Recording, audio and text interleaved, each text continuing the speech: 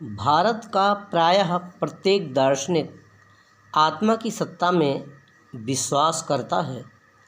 आत्मा भारतीय दर्शन का मुख्य अंग रहा है, परंतु चार्वाक दर्शन इस संबंध में एक अपवाद है। प्रत्यक्ष को ज्ञान का एकमात्र साधन मानने से वह उन्हीं वस्तुओं का अस्तित्व मानता है जिनका प्रत्यक्षीकरण होता है। आत्मा का प्रत्यक्ष नहीं होता, अतः आत्मा का अस्तित्व नहीं है। भारतीय दर्शन में आत्मा के संबंध में विभिन्न धारणाएं दिख पड़ती हैं। कुछ दार्शनिकों ने चैतन्य को आत्मा का मूल लक्षण माना है, तो कुछ ने चैतन्य को आत्मा का आगंतुक लक्षण माना है। जिन लोगों ने चैतन्य को आत्मा का मूल लक्षण एसेंशियल प्रॉपर्टी कहा है, उन लोगों ने माना है कि आत्मा स्वभावतः चेतन है। जिन लोगों ने चेतना को आत्मा का आगंतुक लक्षण एक्सीडेंटल प्रॉपर्टी कहा है, उन लोगों के अनुसार आत्मा स्वभावतः चेतन नहीं है। चेतना का संचार आत्मा में विशेष परिस्थिति में होता है, अर्थात जब आत्मा का संबंध मन, इंद्रिय और शरीर से होता है।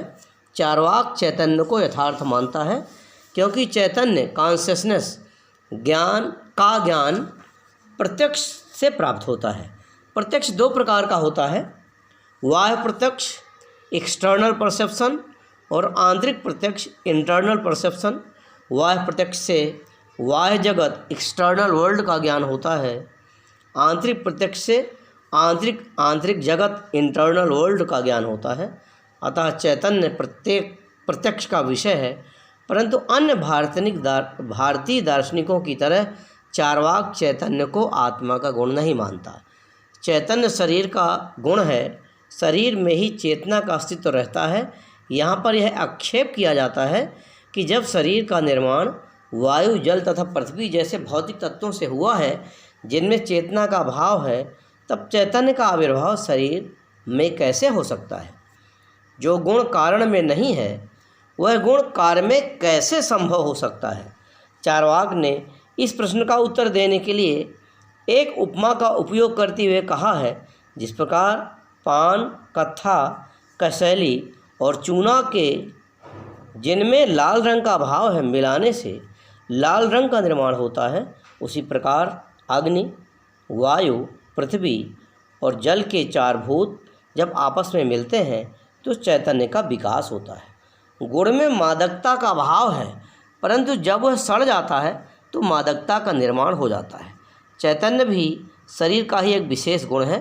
शरीर से अलग चेतना का अनुभव नहीं होता। शरीर के साथ चेतना वर्तमान रहती है और शरीर के अंत के साथ ही चेतना का भी अंत हो जाता है। इस प्रकार चेतना का अस्तित्व शरीर से स्वतंत्र नहीं है।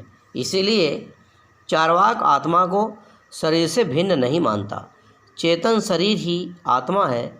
चैतन्य विशिष्ट देह को चार्वाक ने आत्मा कहा है। चैतन्य विशिष्टो देह एवं आत्मा। आत्मा शरीर है और शरीर आत्मा है। आत्मा और देह के बीच अभेद मानने के फलस्वरूप चार्वाक के आत्मा संबंधी विचारों को देहात्मवाद, the theory of the identity of soul and body कहा जाता है। चार्वाक ने देहात्मवाद अर्थात आत्मा और शरीर की अभिन्नता को अनेक प्रकार से पुष्ट किया है, जिनके तर्क और कारण वे निम्नानुसार देते हैं। नंबर 1, व्यवहारिक जीवन में आत्मा और शरीर की अभिन्नता मनुष्य भिन्न भिन्न उक्तियों से प्रमाणित करता है, जैसे मैं मोटा हूँ, मैं पतला हूँ, मैं काला हूँ आदि उक्तियों से आत्मा और शरीर की एकता परिलक्षित होती है। मोटापन, कालापन, पतलापन आदि शरीर के ही गुण हैं, अतः आत्मा और शरीर एक ही वस्तु के दो भिन्न भिन्न नाम हैं। दूसरा, आत्मा शरीर से भिन्न नहीं है। यदि आत्मा शरीर से भिन्न होती तो मृत्यु के उपरांत आत्मा का शरीर से पृथक्करण और पृथक्कृत रूप दिख पड़ता। किसी व्यक्ति ने मृत्यु के समय आत्मा को शरीर से अलग होते नहीं देखा। शरीर जब तक जीवित है तब तक आत्मा भी जीवित है। शरीर से आत्मा का अस्तित्व अलग असिद्ध है, सिद्ध नहीं किया जा सकता। तीसरा, जन्म के पूर्व और मृत्यु के पश्चात आत्मा का अस्तित्व मानना निराधार है। जन्म के पश्चात चेतना का आविर्भाव होता है और मृत्यु के साथ ही उसका अंत हो जाता है। चेतना का आधार शरीर है। जब चेतना का जो आत्मा का गुण है अस्तित्व शरीर के अभाव में असंभव है, तो फिर आत्मा को शरीर से भिन्न कैसे माना जाता है। इस प्रकार भिन्न भिन्न तरीक़ों से आत्मा और शरीर की अभिन्नता प्रमाणित होती है। कुछ विद्वानों का मत है कि सभी चार्वाक आत्मा और शरीर की एकता में विश्वास नहीं करते। ये लोग चार्वाक के दो रूप बतलाते हैं। नंबर 1 धूर्त चार्वाक, कनिंग हीरोनिस्ट। दूसरा सुशिक्षित चार्वाक, कल्चर्ड हेरोनिस्ट। धूर्त चार्वाक आत्मा और शरीर को अभिन्न मानता है। शरीर 4 भौतिक तत्वों के संयोग का प्रतिफल है और चेतना आत्मा का आकस्मिक गुण है। आत्मा शरीर का ही दूसरा नाम है। सुशिक्षित चार्वाक इसके विपरीत आत्मा को शरीर से भिन्न मानते हैं। आत्मा को नाना प्रकार की अनुभूतियाँ होती हैं। दूसरे शब्दों में आत्मा ज्ञाता है, परंतु वह आत्मा को शाश्वत नहीं मानता। शरीर का अंत ही आत्मा का भी अंत है। शरीर का नाश होने पर आत्मा का भी नाश हो जाता है।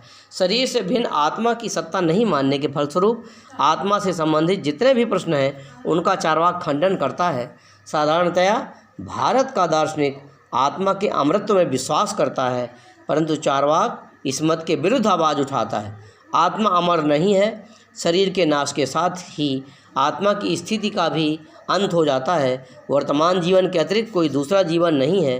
पूर्व जीवन और भविष्य जीवन में विश्वास करना निराधार है।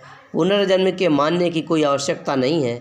यदि आत्मा का पुनर्जन्म होता है तो जिस प्रकार हम बुढ़ापे में अपनी बाल्यावस्था के अनुभवों का स्मरण करते हैं, उसी प्रकार आत्मा को भी अतीत जीवन के अनुभवों का अवश्य स्मरण होता है, परंतु आत्मा को पूर्व जीवन की अनुभूतियों का स्मरण नहीं होता। इससे प्रमाणित होता है कि आत्मा के पुनर्जन्म की बात मिथ्या है।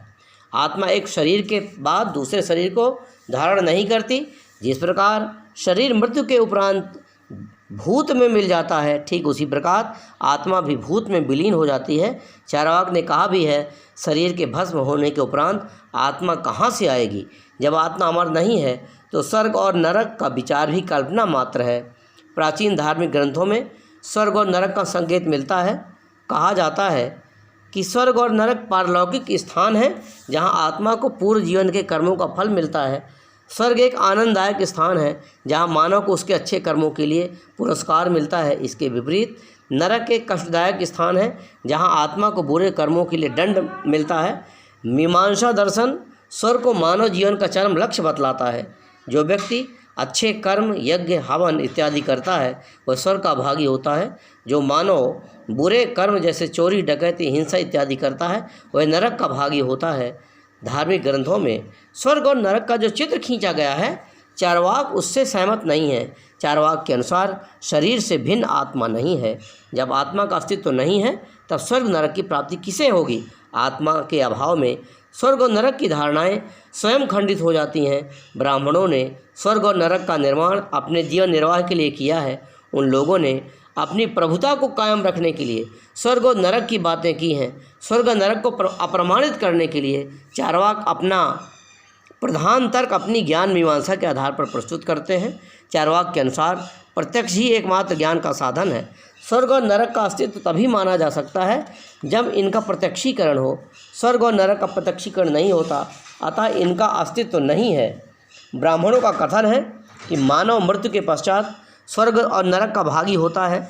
चार्वाक इस मत के विरुद्ध आक्षेप उठाते हुए कहता है कि यदि मानव मृत्यु के उपरांत स्वर्ग अथवा नरक में जाता है तब वह अपने मित्रों तथा संबंधियों के दुख और रोदन से प्रभावित होकर अवश्य लौट आता, परंतु हम लोग पाते हैं कि मित्रों और संबंधियों के चीत्कार के बावजूद वह स्वर्ग से नहीं लौट आता। अतः ब्राह्मणों का यह कथन कि मानव मृत्यु के बाद स्वर्ग और नरक को प्राप्त करता है बकवास मात्र है। जब स्वर्ग और नरक का अस्तित्व नहीं है तब स्वर्ग को अपनाने के लिए तथा नरक से बचने के लिए प्रयत्नशील रहना मानव के लिए अज्ञान और अविवेक का परिचायक है। स्वर्ग और नरक के संबंध में सोचना एक मानसिक बीमारी है। यदि थोड़े समय के लिए स्वर्ग और नरक का अस्तित्व माना भी जाए तो चार्वाक के अनुसार इसी संसार में वह सारी चीज़ें हैं। इस विश्व में जो व्यक्ति सुखी है वह स्वर्ग में है और जो व्यक्ति दुखी है वह नरक में है।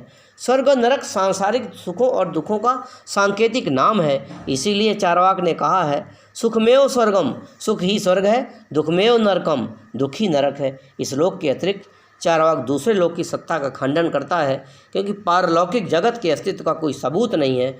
अतः परलोक का विचार भ्रांति मूलक है।